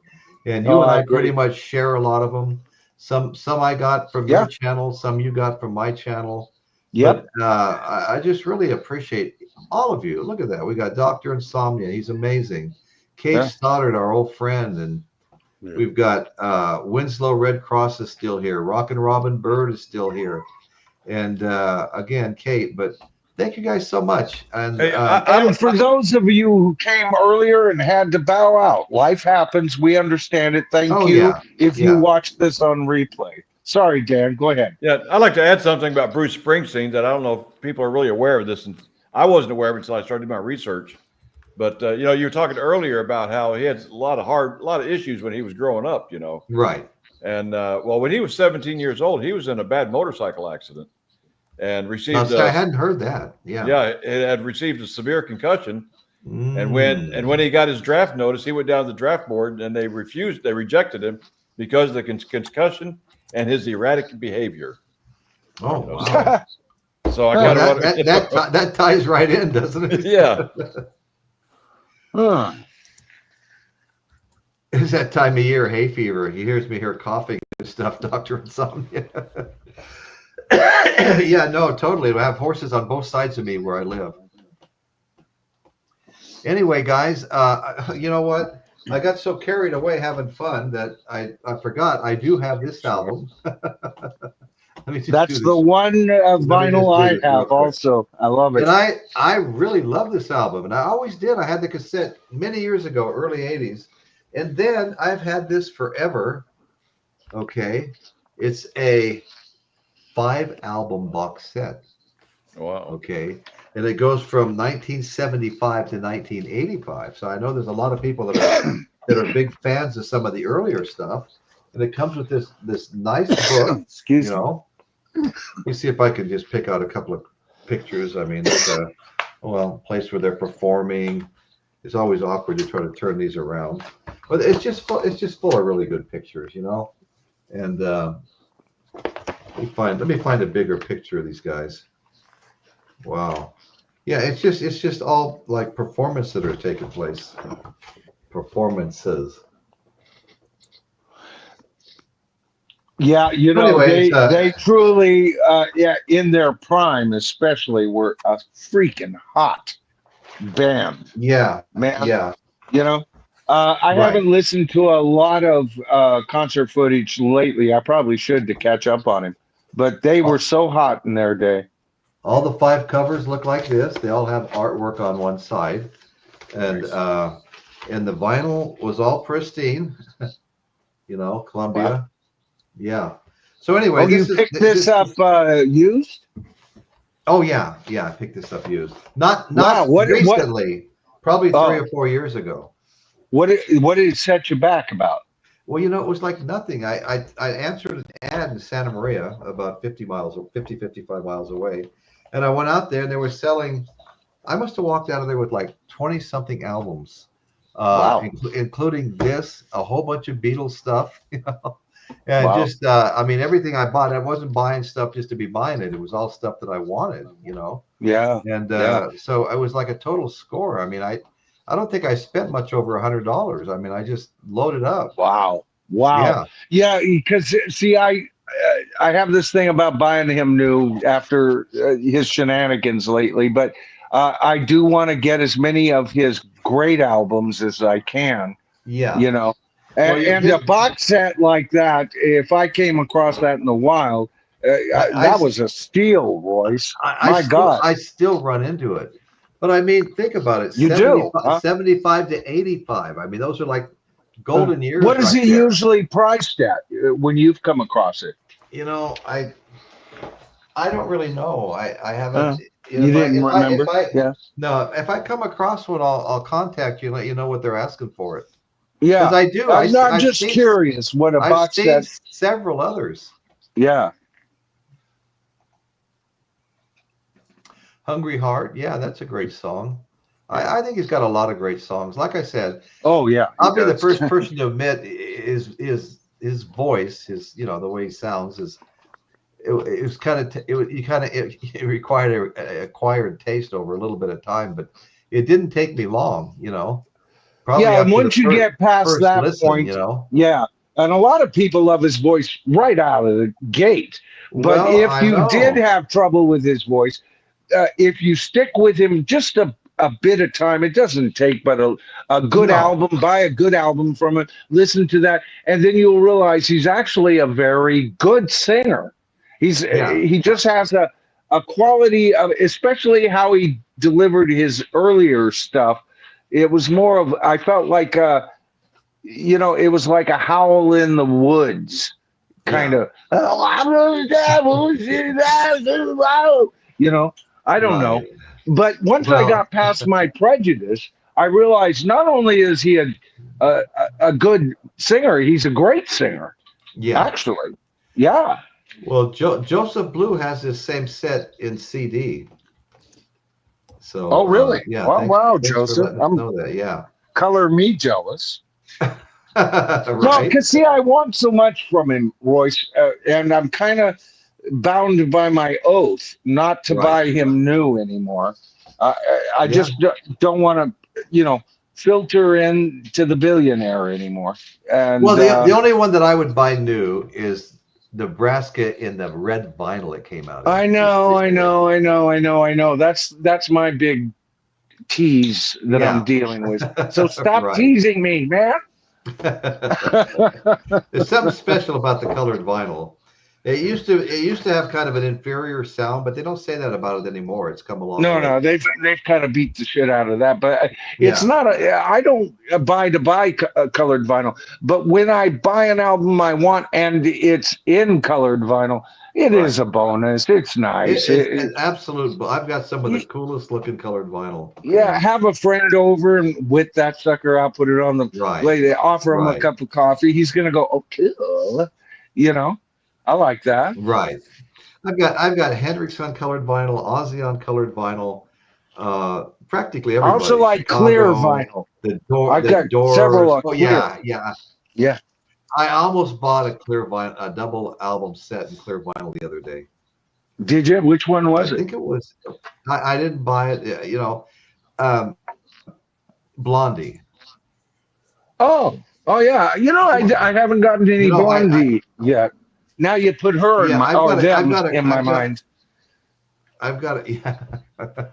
I've got a couple, but I mentioned to you guys last week that I'd like to do a show maybe once a month even that focuses on female recording artists, and maybe we can break with tradition. There's four of us here. Bring a fifth woman on. I mean, if Kate or somebody else in the chat, Rock and Robin or anybody else wants to come on and be on the panel during that, I mean, we would definitely welcome that, Or we could give up our seats and keep it a four panel. We could start the show and then make that invitation. I'd be happy to give up my seat for them to fill on from that point, and I'd go to the peanut gallery, and then maybe Dan. You know what I'm saying? Yeah. But let's try and keep the format. That would be my suggestion, anyway. Well, okay. I mean, if everybody's good with that, I'll give up my seat for a lady any day, Royce. I'm a gentleman. No, I hear you. Yeah. I'll give my seat up to Caitlin any night. Yeah. Or Rock and Robin Bird or any of you who wanted to show up. Yeah. But that'd be great. I just think a ladies' night would be fun because it seems like we're always focused on male bands, and sometimes there's a female in them, like a Fleetwood Mac or but right. not that much. It's like vastly in the minority. Well, so and there's probably a lot of truth to that. There's a lot of females that I am big fans of. Absolutely. That I could talk about all day and know a whole lot about. Right. But back in the day of classic rock, when Dan and Royce and I were coming up, I'm sorry to say, ladies, it was a man's world, and that's and 90% or much more than that offered to us casual fans in a rock and roll sense, classic rock and roll. We're talking 66 and beyond. It was mainly males until we started seeing the 80s arrive, and we started seeing Belinda Carlisle, and we started seeing, all those wonderful bands, and female empowerment really taking on in the 80s. And if they weren't all girl bands, they were the key member of bands. I think of Quarter Flash and their sexy singer and song and saxophone player. Oh, yeah. Man, yeah, we could go all night with that. Oh, yeah. Yeah. Yeah, no, I think we could have some fun with that. Yeah, I agree. Sounds like a good idea. Yeah, I like it. Any closing statements, final closing statements before we sign off, guys? I think I'm good. Okay. I'm good too. Hey, Royce, make yourself small so the rest of us can be on camera. Oh my God! Thank you. Horrible. I was always talking Talk about all female bands. Even in heavy metal, they've gone all female. A lot of cases. In fact, in 2006, I hired an all female band from Ohio for you did? for my Ride for Dime event. Yeah. Oh wow, awesome. Yeah, that's cool. I know there's a band called Zephyrillo, all female Led Zeppelin tribute. They're band. pretty good too. There's also a female Black Sabbath tribute band called Black Sabbath. Oh, I didn't know that. Zephyrillo was. Oh, just, you mean they come once a didn't year. they didn't name them Black Make Me a Sandwich? Oh my Oh. God! So politically incorrect. Oh, I'm telling you. Well, now Yeah, I'm like hungry. Joseph Blue just brought up the Wilson sisters. Amazing. Oh yeah. Yeah. Yeah, absolutely. Thank you. And Yeah, you know, I you've gotta got people like Alanis Morissette who took over, you know, the very airwaves with her sound. And who did we got? Tori Amos after, and you know, No, she we really can, did. She was very Yeah. popular. Yeah. Oh, I could talk all day about Alanis Morissette. I love her. I Yeah. think she's great. No, Right. a lot of people do. Yeah. Yeah. And the Major Great. fan. Matter of fact, Foo Fighters can thank her for their drummer who just passed away. All right. Okay. He was in her band, and Yeah, I Tom, knew I see. him and was a fan of him when he was with Alanis Morissette, baby. Oh, okay. You know? Wow. Yeah. Well, that's impressive. Oh, Yeah, woman's they were night. awesome. Yeah, man. It's like, what do we, God, you almost have to, do we take it by decade? Do we take it by Oh yeah. niche subject? You know, that Well, would cover several. Whoa. That's interesting. Yeah. I don't know. Yeah, because we the gotta very- think about that some more. Yeah. The very To you first female. folks who have stayed around, you're finding us brainstorming live on air. It's real, baby. Yeah, because Sorry, Dan. you know, like in the '70s, the very first all-female band I ever saw was the Runaways, and they The opened Runaways, they opened up for Boston in 1976. Yeah, Wasn't that Joan Jett's first band? Yeah, Joan Jett. Yeah, yeah. For a while, Joan Jett and the Runaways. Yeah, that's Yep. right. That's right. they were all like 16, 17 years old at the time. They're Yeah. all Right, little right. girls. She still sounds good. She's aged quite a bit, but she still sounds good. I love it because she's still wearing the leather Yeah, and stuff. You know, only she's for a second you go, who's that granny in the leather? And then you hey, that's Joan Jett, and you go, oh, I'm sorry. yeah. Yeah. No disrespect. Well, I've you got know. quite a few albums. You know, like I've got some. Well, a bunch of this stuff was given to me by some guys whose house I built and then later sold when one of them died and the other one went to a nursing home. But I walked in one day and his niece was handling everything. She was his executor. I said, "Did Richard have any vinyl?" She goes, "Oh, you like vinyl?" And she pointed to this huge cabinet. I opened it up and it was stuck full of vinyl, chock full of vinyl. There was all kinds of stuff in there. I mean, Joan Baez, Five Village People albums. I'd have to pull them all out, but there was all kinds of stuff there. Which did a made quick- me ask why. You know, I did a quick search on Joan Jett. She's 67 years old now. Oh, is she? Wow, Oh, see, she's younger than me. younger than Yeah. me, but But I've got Cher. I've actually got Madonna, a couple of albums, and those have been with me since I left home. They might have been my younger brothers. Don't tell him I said that.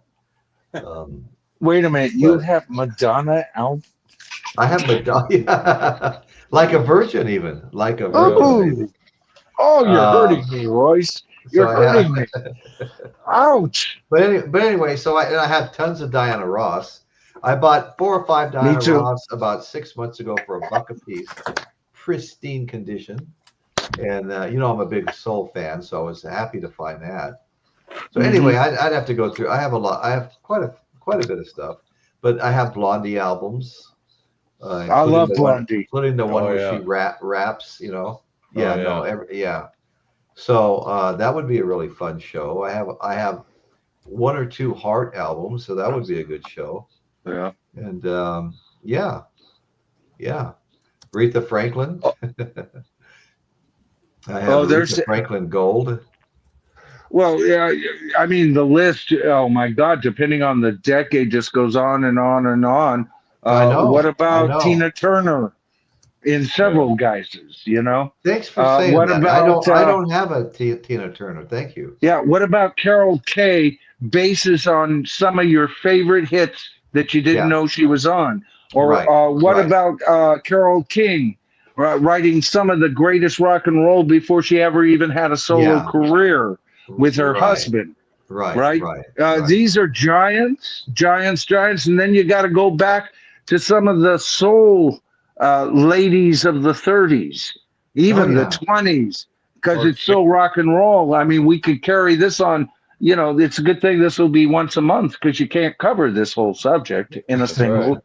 Yeah. You never could. No, no, no, no. Impossible. It would be a recurring show. Yeah. What maybe once Yeah, a month. Billie Yeah. Holiday. We could do a whole freaking show on her Sister alone. Rosetta Tharpe. Mm-hmm. Oh, yeah. Played, on my show on Wednesday, I played a video of her. It's was down by the riverside. My God, she had such a great guitar solo in the middle of that. Yeah. It was amazing. Yeah. Wow. And there's great female blues writers that Oh. would team up with a male blues writer and have written some of the best songs that Led Zeppelin ever came up with. Yep. Yeah. You know? Right. Right. Now, see, but in classic rock, as far as this is what I mean. I happen to know a bit of history of rock and roll. I know that women have played a vital role in it, sometimes Absolutely. even dominating it with girl groups, thanks to Right. Phil Spector and the lot. You know, so we got tons of that. But Right. for real rock, I buy their albums, man, because this one puts me into a catharsis, right? And Right. that kind of buying, that was pretty much dominated by, except for Jimi Hendrix and a few black artists, white males, and it kind of was that. Now, do you tear it down because that happened? No. Some great shit was created by older white males. Imagine that.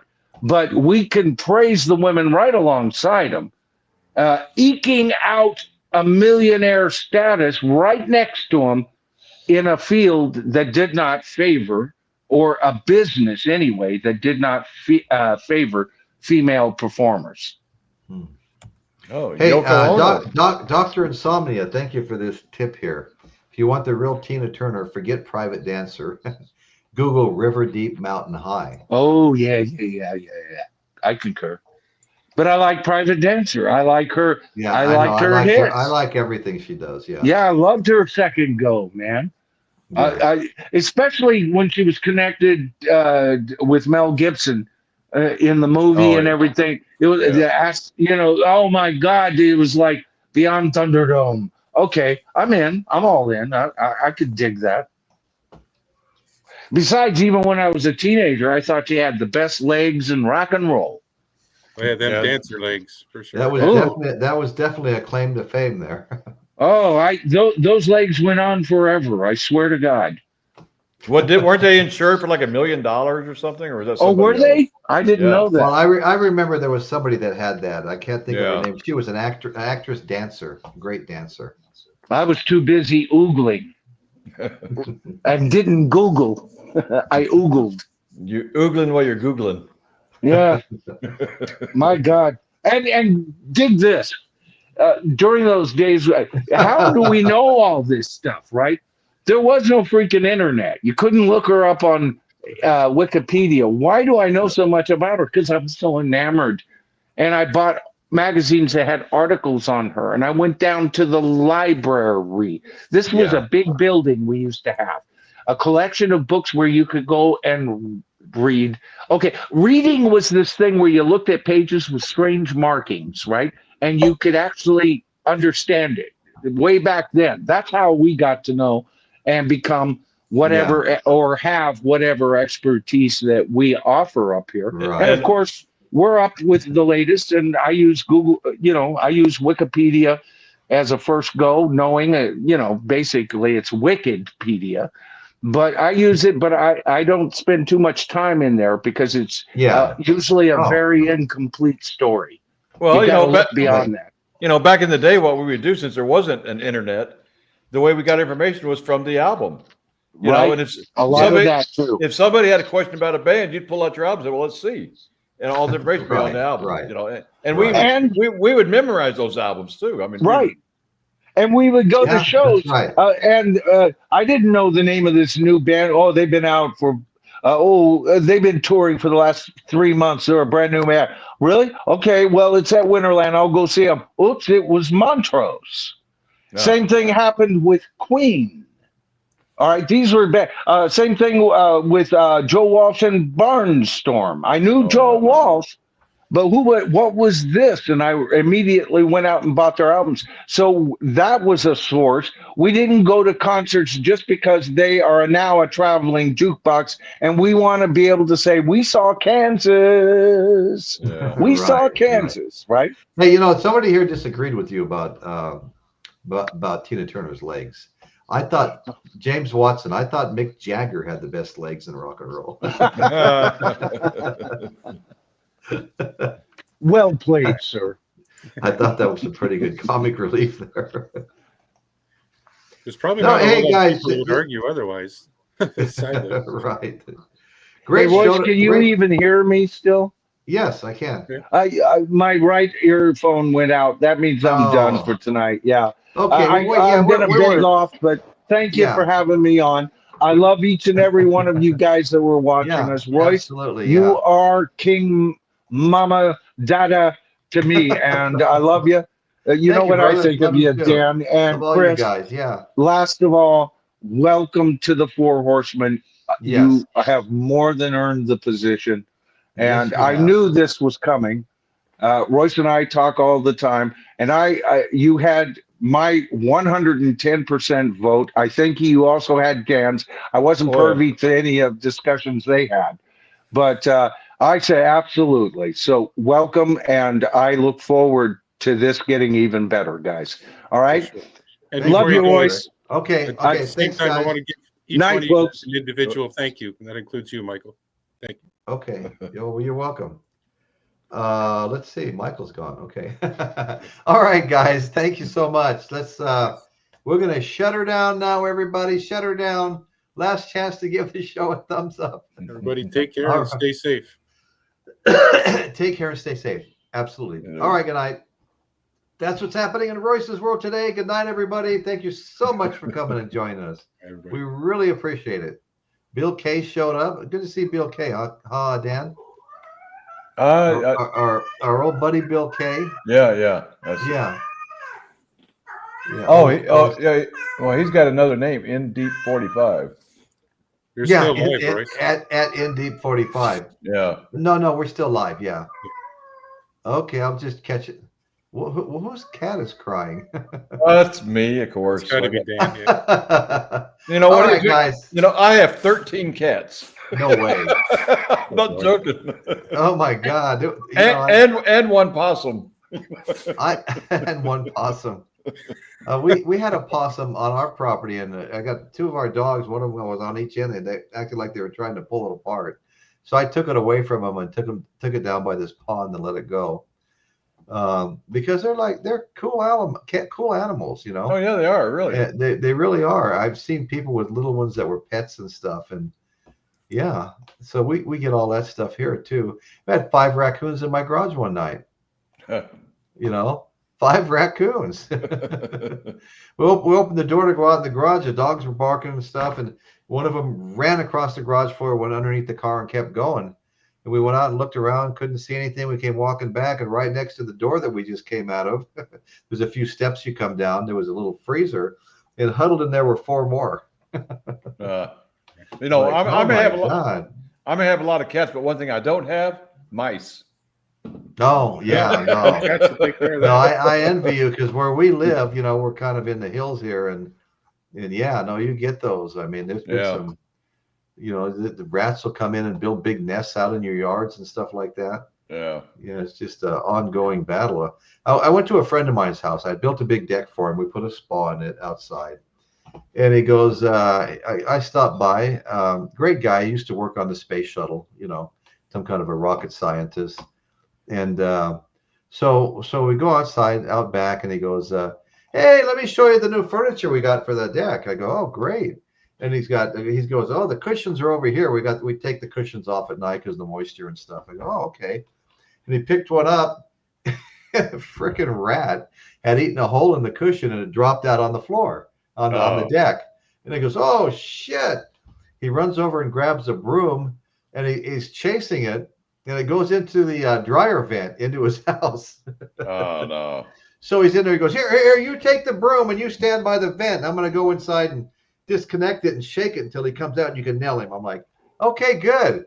So he goes inside. I'm standing there with a broom, and he goes inside. I can see him in the window. He's shaking the vent, and he pulls it off the wall. Now the rat's running around his laundry room. That sounds like a Tom and Jerry cartoon. Oh, God. You haven't heard the half of it. Finally, when I'm not ready, because I see him chasing it in the room, it comes outside, and I never see anything like it.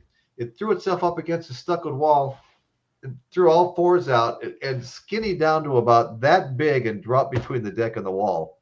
I could not believe my eyes. He said he found 13 or 16 great big moundy nests that looked like beaver built them, but of course much smaller, the size of the branches and stuff. They weren't. All right, gentlemen, I don't mean to cut okay. into that. No worries.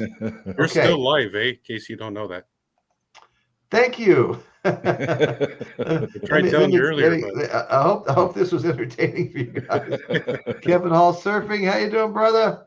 Okay, good night, everybody. Yeah, I'm out of here. Yeah. See you later. Thanks Thank again. you.